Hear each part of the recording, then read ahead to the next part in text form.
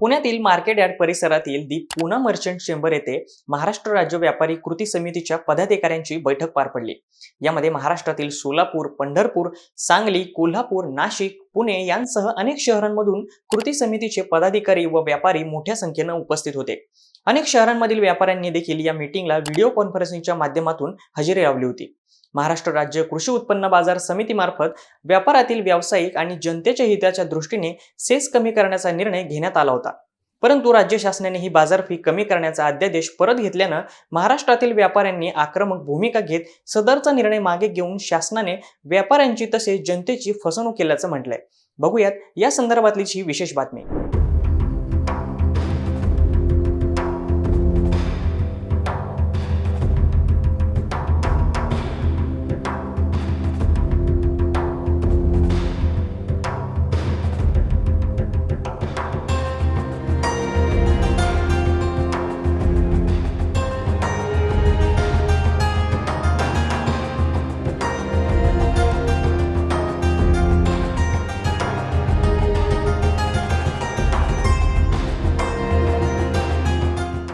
या परिषदेला दी पूना मर्चंट्स चेंबरचे अध्यक्ष रायकुमार नहार, समन्वयक Rajendra Bathiya, federation of association of महाराष्ट्रचे वरिष्ठ उपाध्यक्ष राजेश शहा, सदस्य मोहन गुरुनानी, कोल्हापूर चेंबर्स ऑफ कॉमर्सचे श्रीनिवास मिठारी, सांगली चेंबर्स ऑफ कॉमर्सचे शरद शहा, सोलापूर चेंबर्स ऑफ कॉमर्सचे सुरेश चिखली, प्रवीण चोरबेले तसेच महाराष्ट्र राज्य कृती समितीचे सदस्य ललित गांधी, जितेंद्र शहा, भीमजी भानुशाली यांच्यासह अन्य पदाधिकारी व व्यापारी मोठ्या संख्येने उपस्थित होते। महाराष्ट्र राज्य व्यापारी कृती समितीच्या बैठकीमध्ये काय काय झालं याविषयीची समन्वयक राजेंद्र बाठिया यांनी यावेळी माहिती दिली। आज पुण्यामध्ये संपूर्ण महाराष्ट्राच्या व्यापाऱ्यांची बैठक संपन्न झाली। नुकतंच महाराष्ट्र सरकारने जे बाजार समितीच्या सेसच्या बाबत निर्णय दिलेला आहे त्याबाबत पुढची भूमिका काय असावी याच्यासाठी ही मीटिंग घेण्यात आलेली होती।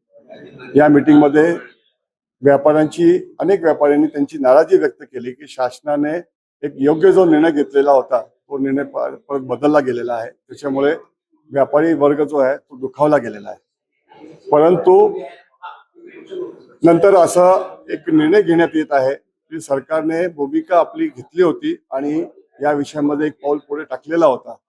काही कारणास्तव तो पाऊल परत मागे गेलेला आहे। तर सरकारच्या पुढे पुन्हा व्यापाऱ्यांनी आपली भूमिका त्यांच्या पुढे मांडायची आहे की बाजार समिती का नको।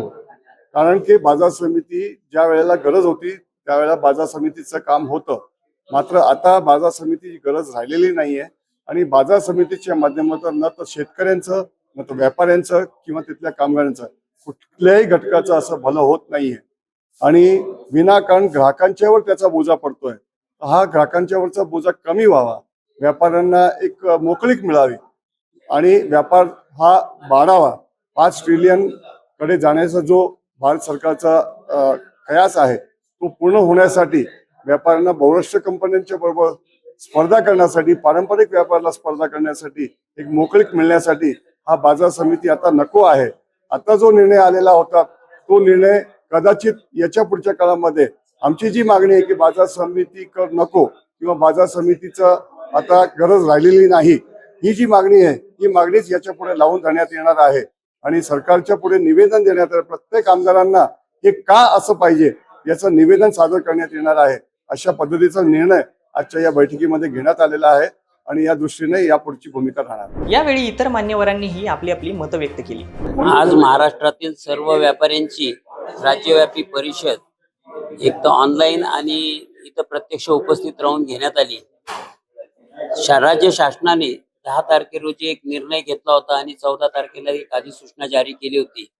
त्याच्याप्रमाणे बाजार आवारात जो शेस आकारला जातो तो शेसची जी आकारणी आहे तिचे आकारणीचे दर आहेत ते कमी करण्याबाबतचा निर्णय घेण्यात आलेला होता। परंतु सदरची आज सूचना निघाल्यानंतर त्याच्या 12 तासातच त्यांनी सदरचा निर्णय फिरवलाय। त्याच्यामुळे महाराष्ट्रातल्या सर्व व्यापारी वर्गामध्ये तीव्र नाराजी उमटलेली होती आणि अशा परिस्थितीमध्ये व्यापाऱ्यांनी यापुढे काय भूमिका घेतली पाहिजे या संदर्भात या इथे एक मीटिंगचं आयोजन करण्यात आलेलं होतं। या इथे महाराष्ट्रातल्या सर्व भागातनं प्रत्यक्ष उपस्थित राहून तसेच ऑनलाईन माध्यमातून उपस्थित राहून याबाबत चर्चा करण्यात आली आणि या पुढील काळामध्ये आपण काय करावं याचं एक धोरण निश्चित करण्यात आलेलं आहे.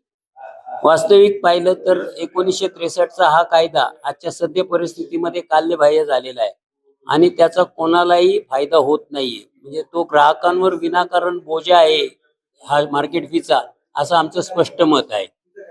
त्याच्या माध्यमातून व्यापाऱ्यांची पिळवणूक केली जाते बाजार समितीच्या माध्यमातून, हेही आपण कुठंतरी लक्षात घेतलं पाहिजे आणि म्हणूनच व्यापाऱ्यांचा या बाजार समितीच्या कायद्याला विरोध आहे.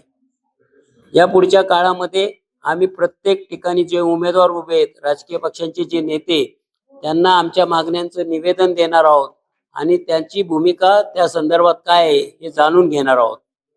आणि ती जाणून घेतल्यानंतर आम्हाला कमीत कमी ही आशा आहे की जे निवडून जाणारे 288 जे लोकप्रतिनिधी आहेत, आमदार आहेत, त्यांना आमच्या प्रश्नाची जाण येईल आणि आमच्या प्रश्नाकडे ते सकारात्मक दृष्टिकोनाने पाहतील आणि या पुढच्या काळामध्ये हा बाजार समितीचा शेष जो आहे तो आमच्यावरनं कमी केला जाईल किंवा निघून जाईल अशी आम्हाला खात्री वाटते.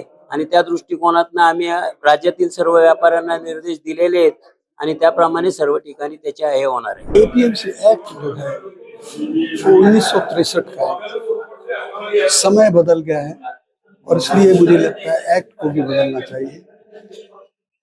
जो एक्ट 1963 में जब शॉर्टेज थी और जो एक्ट शेतकरी के फायदे के लिए बनाया गया था, वो आज क्योंकि सरप्लस में है भारतवर्ष, तो वो एक्ट जो फायदे के लिए बनाया गया था, तो अब वो शेतकरी को ही नुकसान कर रहा है। क्योंकि अब जब सरप्लस में डिमांड और सप्लाई पर भाव नक्की होता है और सरप्लस में भाव जो कम आता है, तो जो शेष है वो शेतकरी से जाता है। इसलिए सरकार को एपीएमसी एक्ट का पुनः विचार करना चाहिए और उसको रद्द करना चाहिए।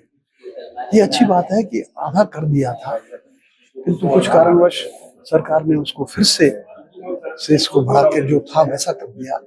हमारा सरकार से अनुरोध है कि शेष को बिल्कुल खत्म किया जाए, एपीएमसी एक्ट को नाबूद किया जाए और शेतकरी और ग्राहक का भला किया जाए। येणाऱ्या 40 दिवसामध्ये जे कोणतेही सरकार हो, व्यापाऱ्यांचा कोणताही पक्ष नसतो, जो आमचे प्रश्न सोडवेल तोच आमचा पक्ष।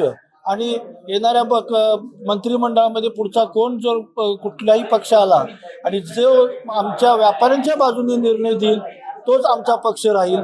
तेव्हा मी अशी विनंती करतो शासनाला की बाबा येणाऱ्या 40 दिवसामध्ये आपण आपले जे जाहीरनामे आहेत, या जाहीरनाम्यामध्ये प्रत्येकाने नो एपीएमसी नो सेस, आम्ही मार्केट कमिटी हटवत आहोत असा स्पेसिफिक उल्लेख असणं गरजेचं आहे आणि तरच आपलं मतदान होईल। आणि अन्यथा जरी 40 दिवसानंतर जर हे शासनाने निर्णय घेतला नाही तर पुढील येणाऱ्या दिवसामध्ये परत आम्हाला राज्यव्यापी परिषद घेऊन एक मोठा निर्णय घ्यावा लागेल आणि तो मात्र निर्णय एक अंतिम टोकाचा राहील। ज्या पद्धतीनं एलबीटी आम्ही पूर्ण घालवला त्याच पद्धतीनं मार्केट कमिटीचा शेष घालवल्याशिवाय ग बसणार नाही। 1963चा मार्केट कमिटीचा कायदा जो 61 वर्षानंतर एक निर्णय व्यापाऱ्यांच्या बाजूला झाला आणि त्याला 24 तासात मूठ माती घालण्यात आली। हे अत्यंत दुर्दैवी घटना महाराष्ट्रात व्यापाऱ्यांच्या बाबतीत घडलेली आहे। आमची शासनाला आणि पुढे येणाऱ्या सर्व सरकारला, सर्व आमदार खासदारांचे काय असतील ते त्यांनी हा मार्केट सेस रद्द करावा। कारण की शेवटी मार्केट सेस जरी व्यापारी भरत असतात तरी तो ग्राहक म्हणून ग्राहकच भरत असतात, म्हणजे जनतेवरती त्या बोजा पडत असतोय। तर त्याचा शासनाने विचार करावा आणि हा मार्केट कमिटी रद्द करून अनुदान देऊन मार्केट कमिटी चालवावा आणि हे रद्द करावे।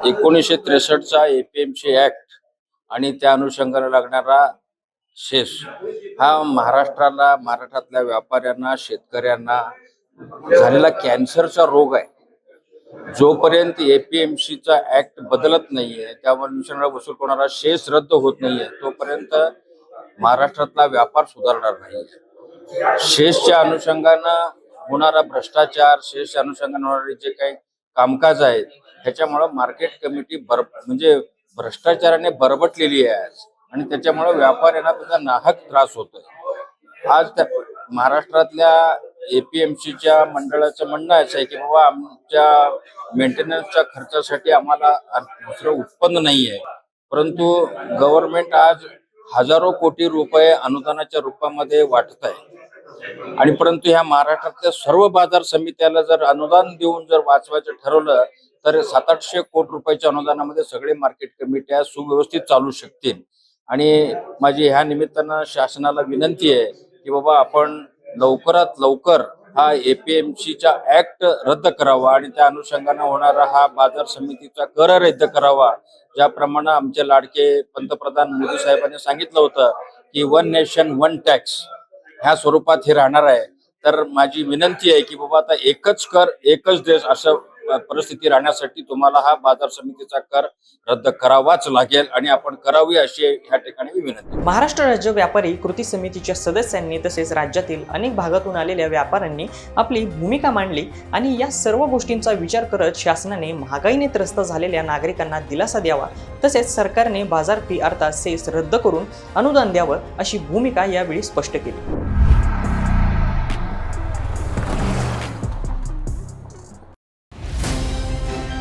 भारत दुनिया का सबसे बड़ा लोकतंत्र और NLC भारत देश का सबसे बड़ा गैर राजनीतिक मंच।